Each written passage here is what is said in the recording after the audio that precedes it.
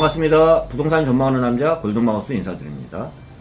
부동산 시장을 진단하고 부동산 대책을 수립하는 것은 당정이 수립하는 거예요. 그 진단이 올바르게 진단을 하고 결과를 내놓으면 시장에서는 매매가나 전세가로 답을 주는 건데, 이번 임대차 3법 중에 부동산 임대차 신고제만 빠진 부정된 이유, 부동산 시장의 매매가, 임대가를 보면 지금 그 판단은 굉장히 냉정할 거라고 얘기 드리면서 한국감정원의 주간 아파트 매매가 전세가 대비 그 상승률에 대해서 한번 알아보도록 하겠습니다. 공정에서는 부동산 시장을 냉정하게 판단을 하고 그거에 맞는 진단을 내놓고 부동산 대책을 내놓을 거예요.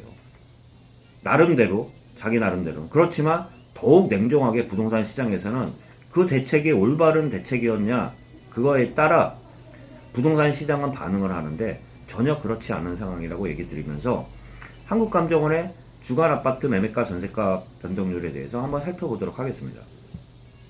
제가 잠깐 말씀드린 것처럼 임대차법이 개정된 이후에 매매가는 한국감정원 8월 첫째 주 기준으로 보면요, 매매가 기준은 전주랑 똑같이 상승률을 이어가고 있으면서 오히려 임대차법을 개정하니까 임대차 시장이 더욱 들썩거린다고 할 수 있어요. 이에 따라 잠깐 살펴보면 서울 같은 경우는 0.17%, 전주 0.14% 대비 더욱 상승폭을 키웠습니다. 또한 수도권도 0.22%, 지방도 0.18%로 전주 대비 매매가보다는 전세 시장이 더욱 가파르게 상승하는 것을 볼 수 있습니다. 이거는 영향 자체는 임대차법이 개정된 이후에 그 주간 아파트 매매가 변동률이라고 볼 수 있어요. 이 영향은 저 포함해서 좀 많이 말씀드린 것 같아요.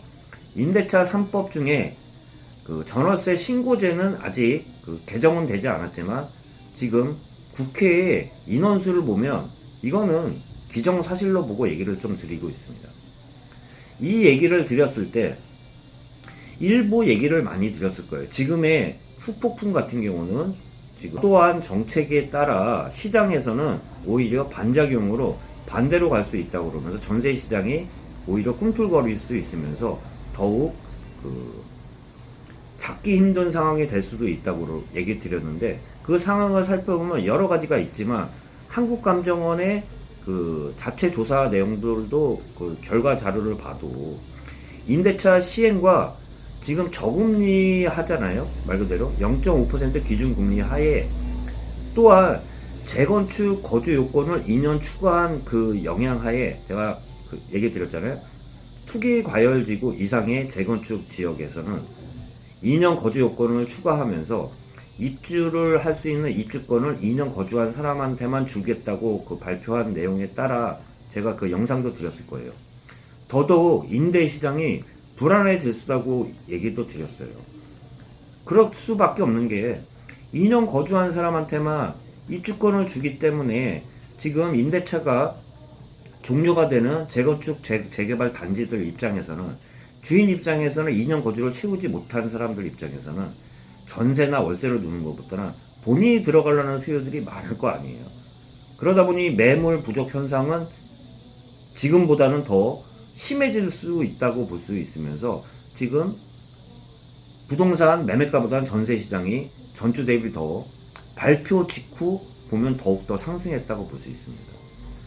이런 영향은 그 많이 부작용으로 얘기 드렸는데 저는 간단히 말씀드려가지고 배사공이 많으니까 지금은 그 거꾸로 산으로 올라가는 거 아닌가 이런 걱정을 드리면서 지금 개정을 할 때 부동산 시장들의 그 상황을 면밀히 살피면서 의견 수렴한 후에 정확한 진단하에 나와야 되는데 참 시장 상황과 반대로 가는 산으로 가는 정책들이라고 좀 얘기 드릴 수 있으면서, 또한 지금 갑자기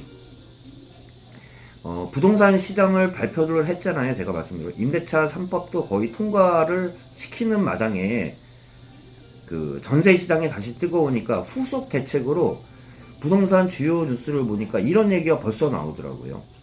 당정에서는 그 전월세 전환율 같은 경우도 기존에 기존 금리 플러스 3.5% 해가지고 지금은 4%지만 이거를 좀 더 낮추겠다는 일부 그런 개정하겠다는 내용과 함께 또한 임대차 3법이 통과된 이후 저도 말씀드렸지만 기존 주택한테는 기존 계약자한테는 적용이 되지만 새로운 계약자한테는 그러한 5% 상한선이 적용이 안 된다고 얘기 드렸잖아요. 그러다 보니까 새로운 임차인한테도 이 규정을 5% 상한제를 개정할 수 있다고 또한 8.4 대책을 발표한 얼마 되지 않은데 벌써부터 이런 개정안 논의를 하고 있다는 부동산 주요 뉴스를 보면서 한번 이야기를 나눠보도록 하겠습니다.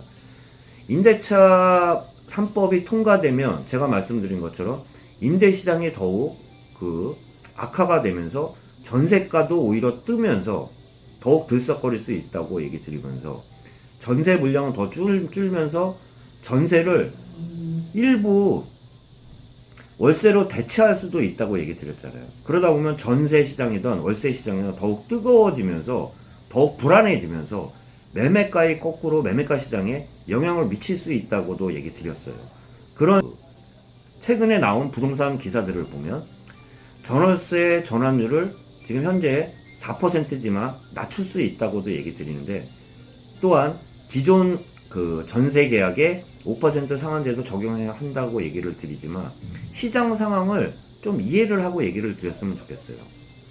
부동산 시장을 얘기 드리면 부동산 시장 같은 아파트, 같은 주택, 같은 평형이라고 해도 주인 자금 사정과 인테리어 사정에 따라 가격들은 천차만별입니다.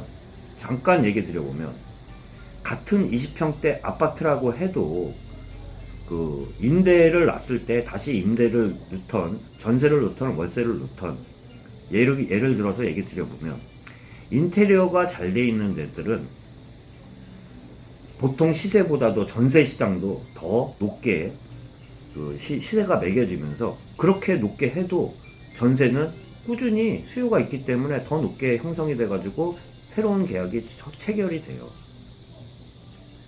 시설이 평소보다 그냥 평균보다도 낮으면 시세 대비 또 낮게 책정돼가지고 전세가 계약되는 것도 시장 상황이면서 제가 또 그런 얘기도 드렸잖아요.